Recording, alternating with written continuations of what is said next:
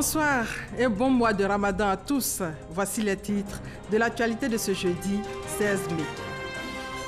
À la une ce soir, bien évidemment, le Ramadan, l'un des 5 piliers de l'islam, mois saint pour les musulmans, mois de sacrifice et de dévotion, début du jeûne ce mercredi pour un mois de prière intense. À suivre dans ce 20h, le Conseil des ministres de ce mercredi. Parmi les décisions, le gouvernement a annoncé 50 milliards de francs CFA pour le schéma directeur d'assainissement et de drainage du district d'Abidjan. La synthèse du Conseil des ministres dans ce 20h. Dans ce 20h également, vous allez voir la zone économique spéciale immortalisée. Il s'agit des stèles de Djeba et de Babemba, stèles dévoilées à Sikasso par les 3 premiers ministres ivoiriens, maliens et burkinabés. À l'étranger, coup de froid entre Washington et Pyongyang. Le régime nord-coréen menace d'annuler la rencontre historique prévue en juin avec le président américain. Mais pourquoi? Vous le saurez dans ce 20h. Voilà pour les titres. Bienvenue à tous.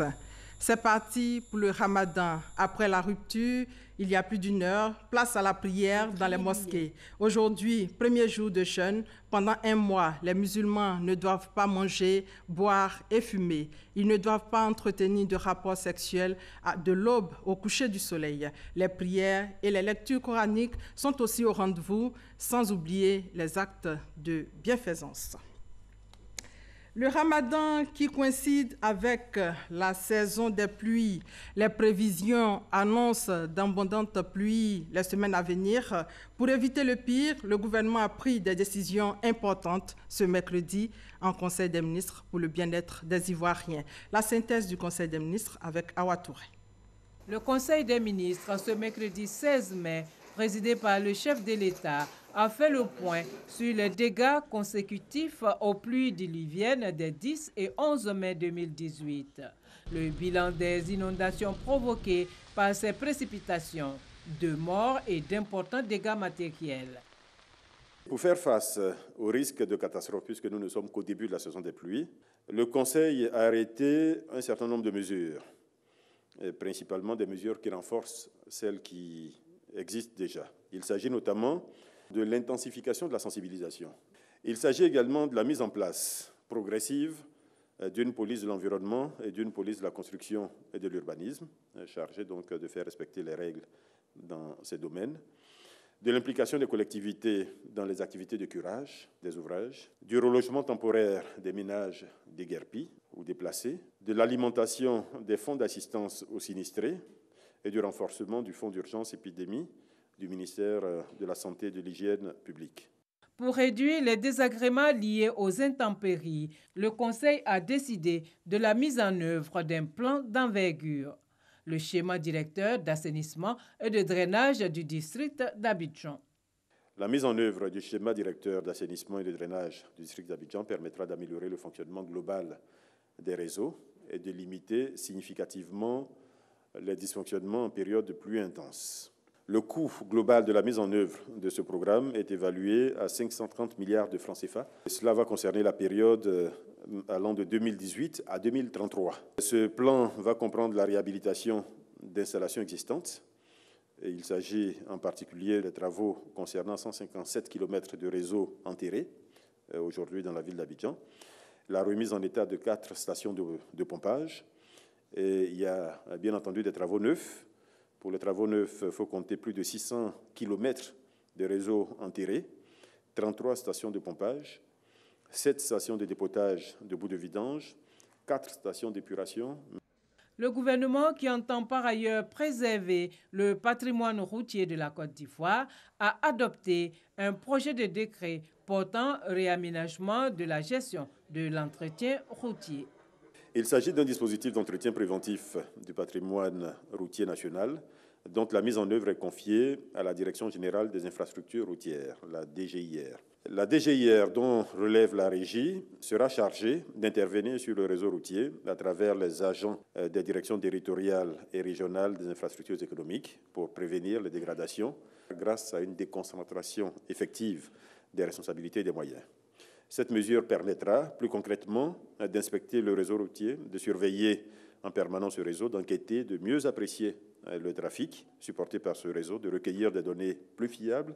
Pour une meilleure gouvernance, l'Agence judiciaire du Trésor et le comité de coordination des actions liées au mécanisme d'examen de l'application de la Convention des Nations Unies viennent compléter le dispositif de lutte contre la corruption et l'enrichissement illicite en Côte d'Ivoire. Le Premier ministre Amadou Gon Coulibaly était ce mercredi après-midi à la zone industrielle de Makori pour poser la première pierre de la nouvelle ligne de transformation de cacao de la Société africaine de cacao. Une nouvelle ligne de transformation qui devrait accroître la capacité de transformation de cette société d'environ 20 000 tonnes et créer une cinquantaine d'emplois directs. Le reportage de Jean-Louis Gbangbo. La Société africaine de cacao, SACO, filiale ivoirienne du groupe Barry Callebaut, entend contribuer à une meilleure transformation du cacao en Côte d'Ivoire. La pose de la première pierre de cette nouvelle unité de transformation sonne comme une réponse à l'appel du gouvernement ivoirien. Cet investissement s'inscrit dans le cadre de la convention que la SACO a signée avec le gouvernement de Côte d'Ivoire, à travers laquelle on s'est engagé sur 5 ans à investir pour augmenter très significativement nos capacités de transformation dans le pays, aussi bien ici en zone 4 qu'à San Pedro. Améliorer la compétitivité et garantir le développement du secteur de la transformation du cacao, c'est l'objectif du gouvernement qui a mis en place un ensemble de mesures pour encourager l'investissement dans le secteur. Les mesures prises pour accélérer la transformation portent notamment sur la garantie d'approvisionnement en matières premières à des prix accessibles, sur des soutiens financiers et différents mécanismes d'accompagnement technique. Le gouvernement a notamment accordé aux transformateurs les abattements sur le droit unique de sortie à acquitter en fonction du degré de transformation des fèves. Le gouvernement entend poursuivre ces réformes en vue de faciliter des partenariats stratégiques entre les groupes de transformation installés en Côte d'Ivoire et ceux de la distribution des pays grands consommateurs de chocolat au monde. Avec ce nouvel investissement, le groupe Barry Callebaut apporte la preuve que la Côte d'Ivoire offre d'excellentes conditions pour la transformation locale du cacao, démontrant ainsi que de grands groupes peuvent investir dans l'industrie du cacao en Côte d'Ivoire. La quantité de fèves transformées en Côte d'Ivoire est estimée actuellement à 577 000 tonnes. L'extension du site de la zone 4, qui a nécessité un investissement de 30 milliards de francs CFA, permettra à la SACO de doubler sa capacité de transformation début 2019. Elle générera une cinquantaine d'emplois directs permanents. Troisième titre de ce journal, direction Sikasso. Là-bas, le tourisme est un pan important du développement de la zone économique spéciale composée de Sikasso, Korogo et Bobo-Dioulasso. Les stèles de Thiéba et Babemba ont été dévoilées à Sikasso par les 3 premiers ministres ivoiriens, maliens et burkinabés. La visite de cette zone immortalisée avec Adama Kouné. C'est au son du balafon que les régions frontalières du Mali, du Burkina Faso et de la Côte d'Ivoire ont décidé d'unir leur destin économique à travers le projet Sikobo, Sikasso, Korogo, Bobo-Dioulasso. Autrement dit, au commencement était la culture. Il faut dire que ces 3 régions qui sont citées et qui appartiennent à ces 3 pays intègrent un espace culturel, un espace cultuel qui est le peuple sénoufo. Ce peuple sénoufo a un art intégrateur qui est le balafon. Avec l'UNESCO, nous avons pu, le Burkina, le Mali et la Côte d'Ivoire, faire inscrire le balafon au patrimoine immatériel de l'UNESCO. Et en conséquence de quoi, nous sommes tenus d'organiser chacun chez soi un festival. S'appuyer sur la culture pour développer le tourisme, dans cette démarche, la capitale du Kénédougou, Sikasso, veut faire de son histoire une valeur ajoutée. Le témoignage de cette histoire, les stèles de Thiéba Traoré et Babemba Traoré dévoilées à la faveur du lancement du projet de la zone économique spéciale. Les pères de Thiéba et de Babemba ont fait un grand détour depuis la Guinée, la Côte d'Ivoire, le Burkina pour s'installer à Sikasso. Et après la mort de leur père qui est Daoula Traoré, il y a Thiéba qui a pris le trône. Et Thiéba a fait 27 ans au trône. Et après la mort de Tcheba, c'est son frère Babemba qui a pris le trône, malheureusement qui n'a fait que 5 ans. Donc tous ces deux rois ont vraiment montré leur résistance au colonialisme. Et aujourd'hui, ces deux figures vont permettre à tous ceux qui n'ont pas vu Babemba et Tcheba de savoir qui était Babemba et Tcheba. Le triangle du Balafon, Sikasso, Korogo, Bobo Dioulasso s'engage ainsi dans la valorisation des sites culturels et historiques pour en faire des curiosités touristiques. Et ici, à Abidjan, une délégation ghanéenne a eu des séances de travail avec la partie ivoirienne pendant 2 jours pour la mise en application de la décision du Tribunal international du droit de la mer, surtout en tenant compte des liens d'amitié fraternelle entre la Côte d'Ivoire et le Ghana concernant le litige maritime qui opposait le Ghana à la Côte d'Ivoire depuis 4 ans sur fond d'enjeux pétroliers. Le point de leur séance de travail avec Salimatou Dia et Herman Guivé. Fin de la première session du comité ivoiro-ghanéen sur la mise en application de la décision du tribunal international du droit de la mer relatif à la frontière maritime entre les deux pays. La partie ivoirienne, avec à sa tête le médiateur de la République Adama Toungara, et la partie ghanéenne, conduite par le ministre d'État Yao Assafa Marfo, ont décidé de collaborer pour le bien commun des deux pays en tenant compte des liens particuliers qui les unissent. Le Ghana a informé la Côte d'Ivoire de son intention de déposer officiellement les coordonnées des points décidés par la Chambre spéciale du TIDM ainsi que les cartes correspondantes auprès de l'Organisation des Nations Unies et d'autres organismes internationaux compétents en temps voulu. Le Ghana prend acte des copies physiques et électroniques des 2 cartes à elle remises par la Côte d'Ivoire comportant le tracé des points issus de la décision du TIDM. Le Ghana prend également acte du projet d'accord cadre de coopération en matière de frontières maritimes, d'hydrocarbures et autres ressources entre les deux pays à elle remis par la Côte d'Ivoire en vue de la mise en œuvre de la décision du TIDM à court et à long terme. La Côte d'Ivoire et le Ghana ont également convenu de poursuivre les réunions afin de coopérer davantage dans le cadre de l'accord de partenariat stratégique conclu entre les deux chefs d'État le 17 octobre dernier. Les parties ont convenu de ce qui suit. Poursuivre la collaboration dans la mise en œuvre de la décision du TIDM, poursuivre d'autres engagements dans le cadre de l'accord de partenariat stratégique ASP conclu entre la Côte d'Ivoire et le Ghana le 17 octobre 2017. Une rencontre devrait se tenir à Accra dans les mois à venir entre les deux pays. Le gouvernement ivoirien travaille à la construction et à la livraison des logements sociaux et économiques. Le ministre de la Construction, du Logement, de l'Assainissement et de l'Urbanisme a annoncé lundi dernier à Abidjan ici la livraison de 10 000 logements d'ici à la fin de cette année. Reportage Francis Boifo. Logements sociaux et économiques. Le gouvernement a décidé de mettre les bouchées doubles pour satisfaire les demandeurs. En 2017, nous avons livré aux alentours de 4 700 logements. Notre objectif pour 2018 est de livrer 10 000 logements. Et avec l'appui de l'État, Sikoji est en train de reprendre les programmes. Et nous enregistrons aussi de nouveaux promoteurs nationaux, locaux internationaux qui sont arrivés en Côte d'Ivoire pour pouvoir produire des maisons. Le président des promoteurs immobiliers agréés de Côte d'Ivoire invite les opérateurs à accompagner l'État.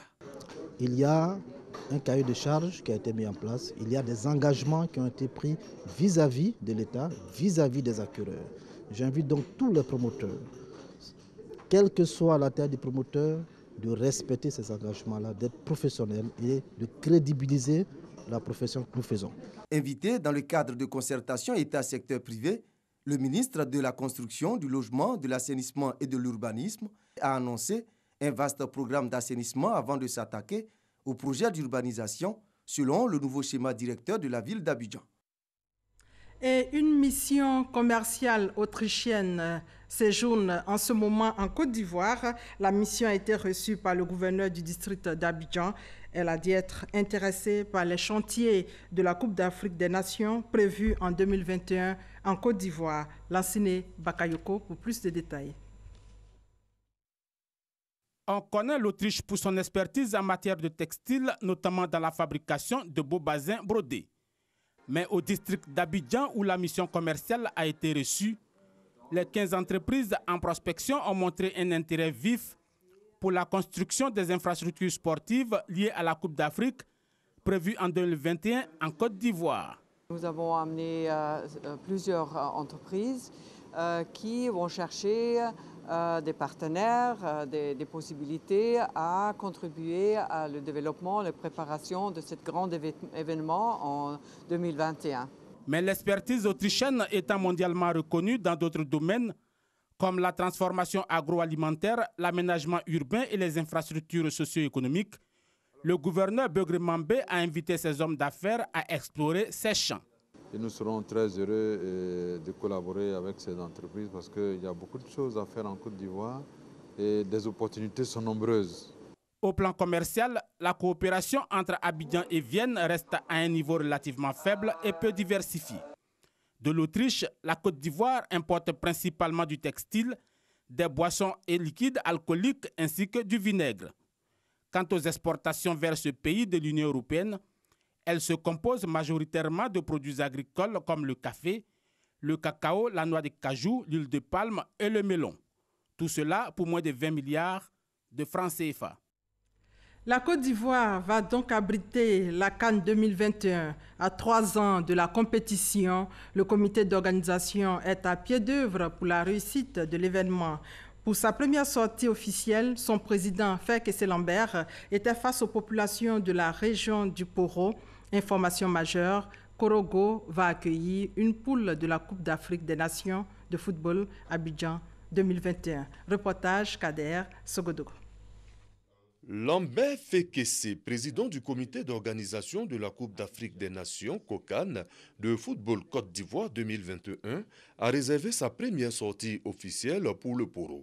Un déplacement à Korogo, source de bonnes nouvelles. Je suis donc venu aujourd'hui pour vous confirmer de vive voix la désignation de Korogo par le gouvernement comme ville chargée d'abriter l'une des 6 poules de la Coupe d'Afrique des Nations.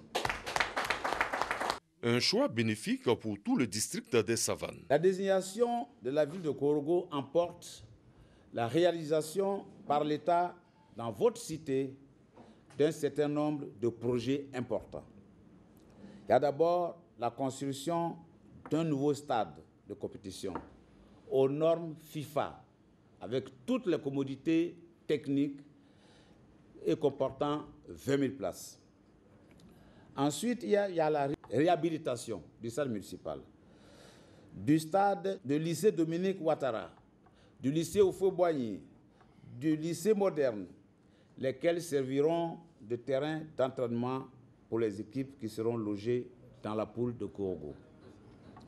Il y a la construction d'une cité Cannes pour l'hébergement des équipes, la construction d'un hôtel de 50 lits pour l'hébergement des officiels de la CAF, la réhabilitation et la création d'infrastructures publiques de tous ordres, notamment routières, aéroportuaires, sanitaires et de voiries humaines.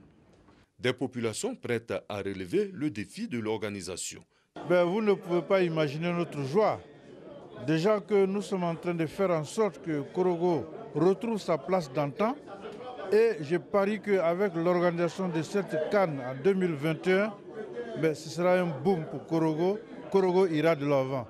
Vous avez vu les 3 préfets des 3 régions, à savoir le Korogo, la Bagoué et le Poro. Et donc c'est un événement qui va concerner toute la région du Nord, particulièrement le district des Savanes. C'est pour cela que nous sommes là. 6 sites vont abriter la CAN 2021 de football. Korogo, Bouaké, Yamoussoukro, San Pedro et le 2 d'Abidjan. Le stade Félix Houphouët-Boigny et le stade de Bempé en construction. En bref, 5 commissionnaires en douane suspendus suite aux irrégularités constatées dans l'immatriculation des véhicules neufs au guichet unique automobile. Ce sont Éveil Transit Côte d'Ivoire, Société Ouest-Africaine de Transit, Amal Transit, Soum Cargo Transit et Karim Transit Abidjan. Par ailleurs, les propriétaires des véhicules frauduleusement immatriculés ont jusqu'au 30 juin pour procéder aux formalités de régularisation. Passé ce délai, les brigades des douanes en patrouille sur toute l'étendue du territoire national seront chargées de rechercher tous les véhicules en situation irrégulière.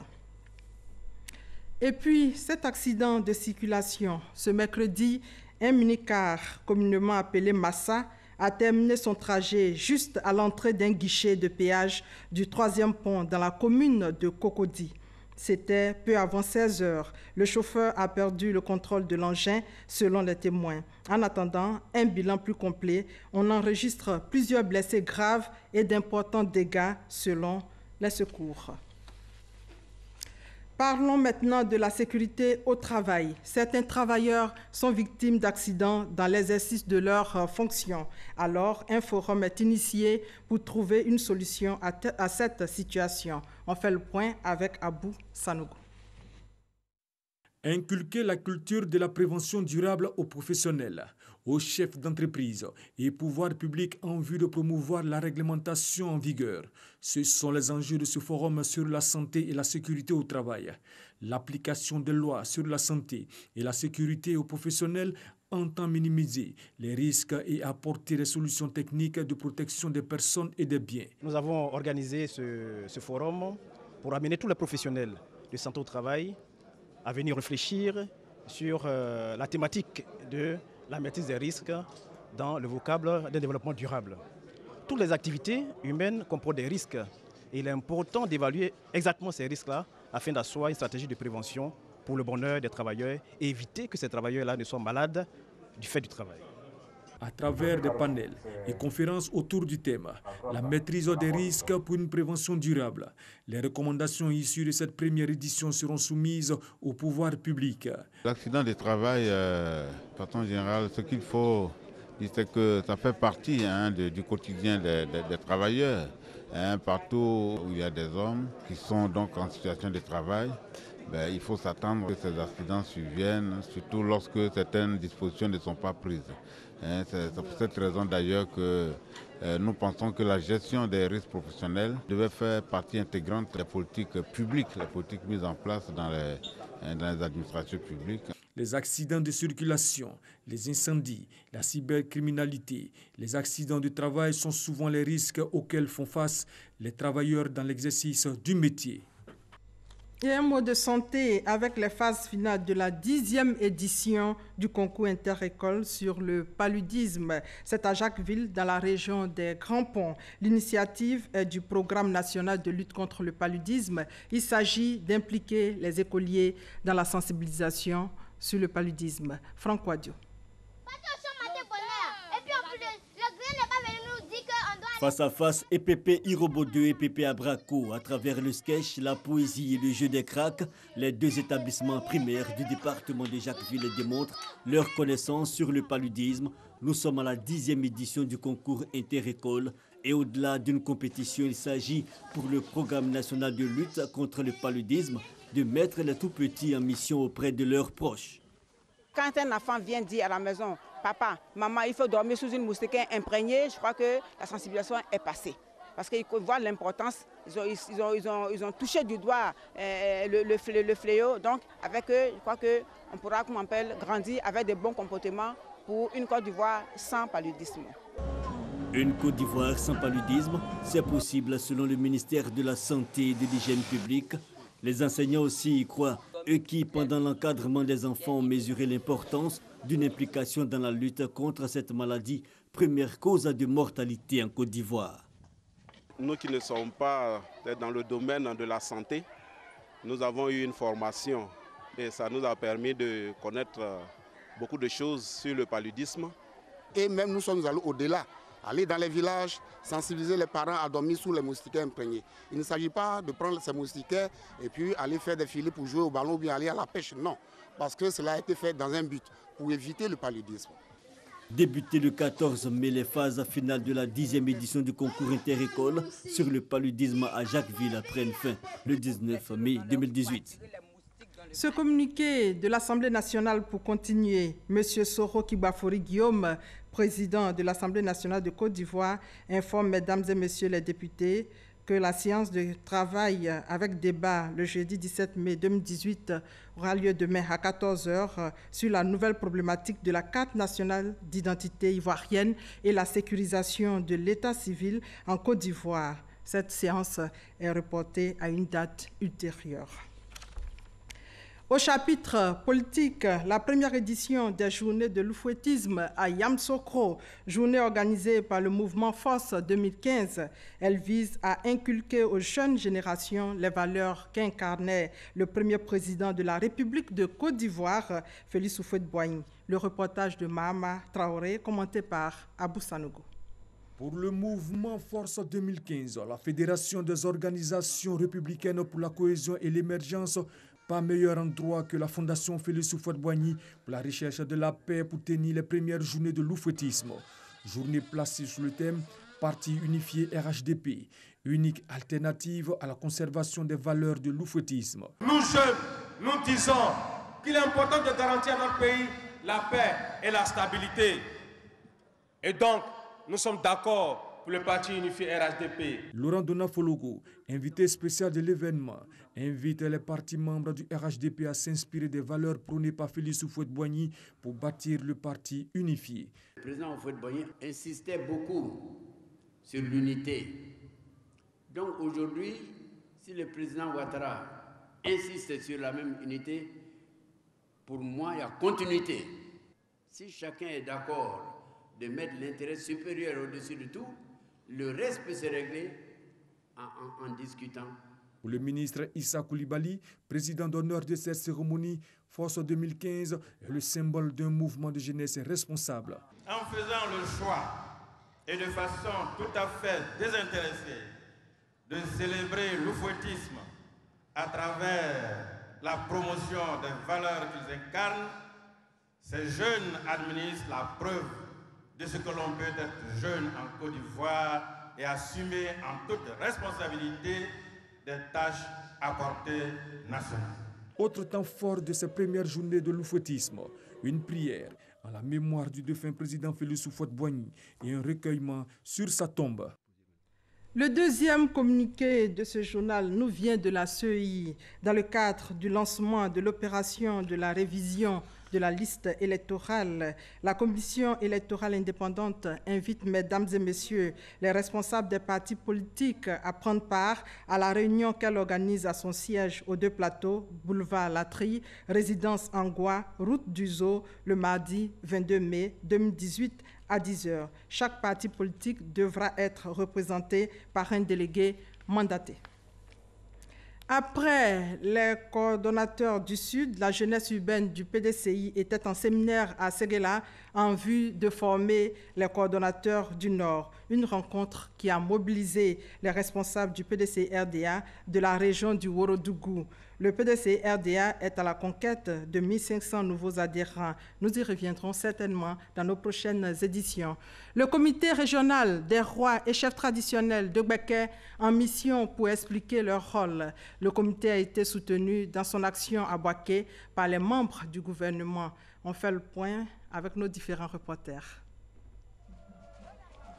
L'Assemblée des rois et chefs traditionnels est l'organe de décision de la Chambre nationale des rois et chefs traditionnels. Elle regroupe les autorités traditionnelles à raison de 2 par département. Avec ces 4 départements qui la composent, la région de Gbeke y est représentée par 8 autorités traditionnelles, constituant également le comité régional des rois et chefs traditionnels de cette région. Nous venons en amont pour pouvoir pallier tous les problèmes sociaux que comportent nos villages, surtout les fonciers. C'est nous qui connaissons mieux, c'est nous qui maîtrisons tout ce qui est foncier. Parce qu'il faut aller à la base, les us et coutumes, ne pas les oublier. Pour présenter les membres de son comité et expliquer les missions de la Chambre nationale des rois et chefs traditionnels, le président du comité régional a pris son bâton de pèlerin pour sillonner les 4 départements. Béoumi, deuxième étape après Boaké.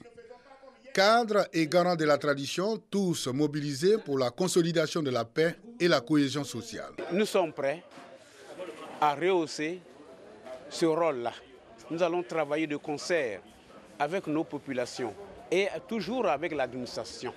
Même son de cloche dans le département de Botro. Sakassou, la dernière étape de cette tournée, les membres du gouvernement originaires de la région de Gbeke ont effectué le déplacement pour soutenir l'action des chefs traditionnels. Nous avons répondu à cette invitation et ce qui marque un peu le dynamisme de nos institutions traditionnelles qui concourent, comme vous le savez, à assurer la paix, la stabilité et la cohésion dans les différentes communautés, ce qui est partie prenante de leurs différentes missions. Nous avons le devoir de les appuyer, de les soutenir, de leur passer le message aussi du président de la République et du gouvernement. Après cette tournée de prise de contact avec la population, le comité régional des rois et chefs traditionnels de Gbeke est déjà à pied d'œuvre pour le suivi des activités de la Chambre nationale des rois et chefs traditionnels. À l'étranger, pour terminer ce coup de froid entre Washington et Pyongyang, le régime nord-coréen menace d'annuler la rencontre historique prévue en juin avec le président américain Donald Trump. Et voilà, c'est la fin de ce 20h supervisé par Vittori Niaoyobwe à la réalisation Baker et au prompteur Aurélia Drukula. On se retrouve demain, si Dieu le veut. Bon début de jeûne à tous les musulmans.